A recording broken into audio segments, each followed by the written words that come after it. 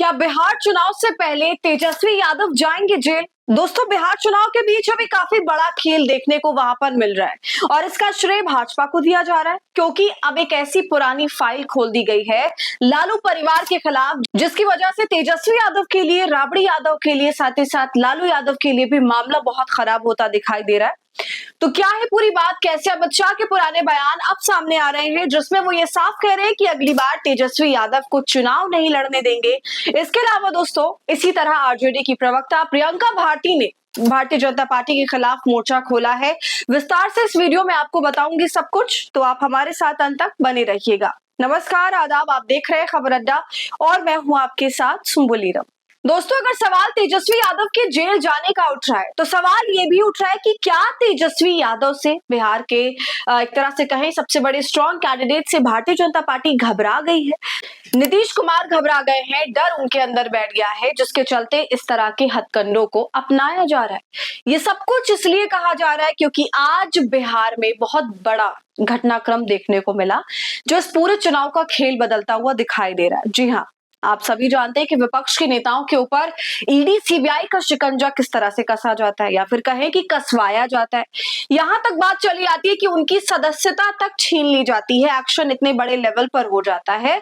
वरना तो हमने ये भी है कि कितने केसेस वाले ऐसे नेता हैं जो कि बैठे हैं, सत्ता की मलाई खा रहे हैं, मगर विपक्षी नेताओं पर कुछ ज्यादा ईमानदारी से कामकाज किया जाता है।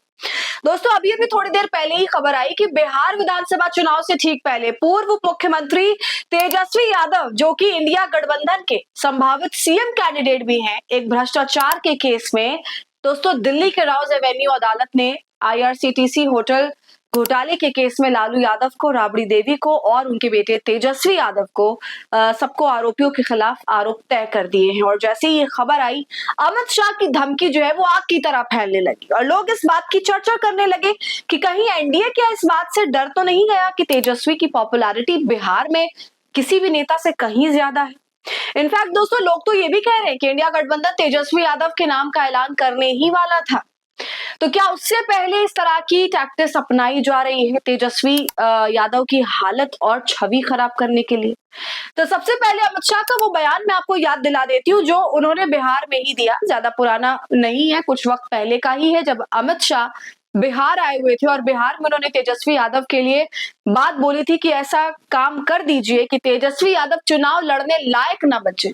हम संकल्प कर भाजपा के कार्यकर्ता इस बार मैदान में उतरे हैं कि इस बार हमारा बहुमत ऐसा होगा कि अगली बार तेजस्वी चुनाव लड़ने की हिम्मत भी नहीं कर पाएंगे।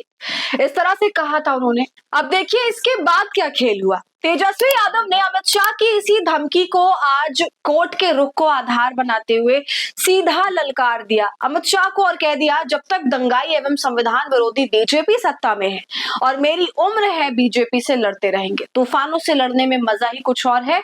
हमने संघर्ष पथ चुना है, संघर्ष पथ पर चलते चलते अच्छे मुसाफिर बन निश्चित मंजिल प्राप्त करेंगे।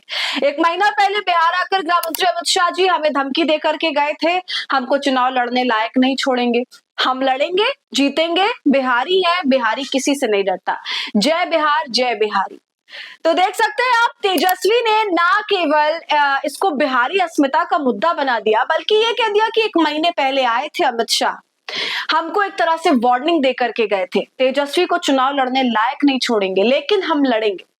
तो दोस्तों, तेजस्वी यादव के लिए चर्चा है कि वो एक नहीं दो सीटों से चुनाव लड़ सकते हैं, ताकि दो अलग अलग रीजन्स में आरजेडी को इसका फायदा मिले। और वैसे भी ऐसा नहीं है कि इस तरह से पहली बार हो रहा। खुद मोदी जी भी दो जगह से चुनाव लड़ चुके हैं, राहुल गांधी ने लोकसभा में दो जगह से चुनाव लड़ा, जो कि उनको काफी फायदेमंद उनके लिए साबित हुआ था, पार्टी के लिए। और तेजस्वी यादव भी ऐसा करने वाले थे। और दोस्तों, ये बात तो कहीं ना कहीं एक बड़े लेवल पर क्लियर थी कि जब इंडिया गठबंधन अपना सीट शेयरिंग का मामला पूरा फिक्स कर लेगा, बात सार्वजनिक हो जाएगी, तो ये भी सबको खबर हो जाएगी कि इंडिया गठबंधन की तरफ से मुख्यमंत्री की शक्ल में तेजस्वी यादव को ही खड़ा किया जा रहा है। और अभी ये ऐलान होने ही वाला था, मुख्यमंत्री का चेहरा सबके सामने रखा जाता और दिखाया जाता कि देखिए एक तरफ तेजस्वी और देखिए दूसरी तरफ कौन है, इस तरह का कंपैरिजन होता है। लेकिन दोस्तों, इससे पहले ही ये घोटाले की खबर सामने आ गई, इसके ऊपर मामला चालू हो गया। अब जाहिर इस तरह की खबर सामने आई है तो गोदी मीडिया भी अपने कामकाज में लग गई है। ये खबर आग की तरह फैली हुई है, सब जगह यही कहा जा रहा है कि तेजस्वी यादव पर आरोप तय हो गया, तय हो गया। इस तरह की बातें हो रही है। वो बात अलग है कि ऐसा ना जाने कितने नेता हैं भाजपा में, सभी को मालूम है, यहाँ तक कि जिनके लिए भाजपा चक्की पीसिंग जैसी बातें कहती थी, वो भी उनकी पार्टी में बड़े पद पर मौज कर रहे हैं। तो दोस्तों अब देखने वाली बात है कि इस मामले में आगे क्या होता है, कौन इंडिया गठबंधन का इस खबर के बाद मुख्यमंत्री का चेहरा बनता है और कैसे इस पूरे मामले से तेजस्वी यादव डील करते हैं। आने वाला वक्त सब कुछ बता देगा। तो आपका इस पर क्या कहना है, अपनी राय हमें कमेंट कर जरूर बताइए। वीडियो को लाइक और शेयर करें। खबर अड्डा को यूट्यूब पर सब्सक्राइब कर लें।